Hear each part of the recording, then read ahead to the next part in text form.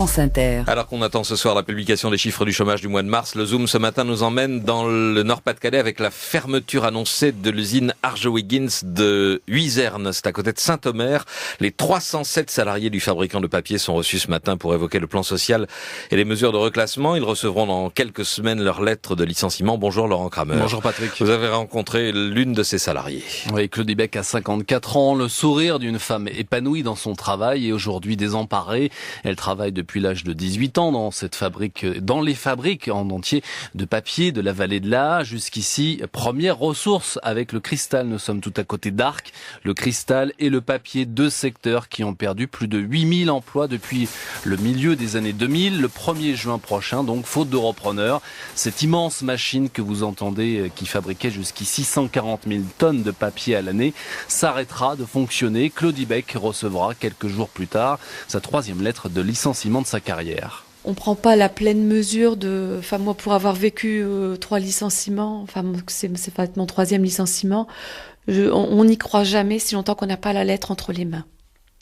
On croit tout le temps qu'il va y avoir une annonce de dernière minute, un sursaut, mais en fait, moi je sais l'effet que ça fait. Je vais passer mon temps à regarder ma boîte mail, je vais chercher comme une dingue du travail, je vais passer mon temps devant une boîte mail qui va rester silencieuse et je vais me sentir mourir à petit feu, c'est certain. Pendant une année, Claudie Beck et ses collègues ont vécu avec l'espoir quotidien de l'arrivée d'un repreneur. Solution envisagée aussi bien par le ministre de l'époque, Arnaud Montebourg, que les syndicats, mais qui ne s'est jamais manifesté.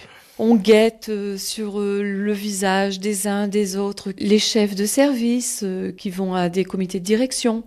Donc on essaye de lire sur leur visage s'ils ont l'air plutôt contents ou s'ils sont un petit peu renfrognés. On cherche les signes en chaque personne. Les syndicats, on essaye toujours de savoir alors où ça en est, est-ce que vous avez eu un retour ? Le milieu des chefs d'entreprise, c'est quelque chose qui nous dépasse, nous les salariés. On ne sait pas pour quelle raison ils ne se prononcent pas, qui nous laisse dans le silence. C'est un silence effroyable. Oui, il faut savoir que touché par la révolution du numérique, le papier d'impression et le papier glacé pour les magazines, c'est un secteur en pleine récession. Le marché a basculé en 2008. On consomme aujourd'hui 40% de papier en moins. Un marché qui décline également encore de 8% chaque année. Au bord du gouffre avec une dette de 500 millions d'euros fin 2013, le groupe Sequana, numéro 2 mondial du papier et propriétaire de l'usine de Huizerne, mais aussi de Charavine en Isère, a décidé de se séparer de son activité la moins stratégique sous la pression de ses créanciers. Claudie Beck, comme les syndicats de la papeterie, considèrent avoir été sacrifiés. Chaque cas est un drame, chacun le vit à sa façon. Donc il y a des gens chez nous qui ne sont que papetiers. Il n'y a plus de papeterie, il ne va plus y avoir de papeterie dans la vallée de l'Aa. Donc ces gens-là, c'est une angoisse terrible.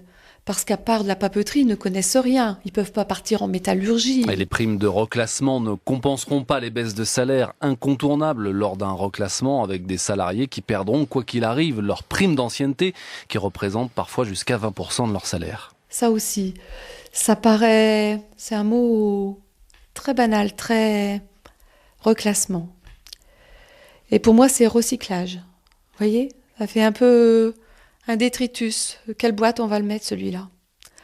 Boîte jaune, boîte verte, boîte marron. Qu'est-ce qu'elle est capable de faire ? Quel âge elle a ? 54 ans. Pas de diplôme. Secrétaire. Bon, qu'est-ce qu'on va en faire de celle-là ?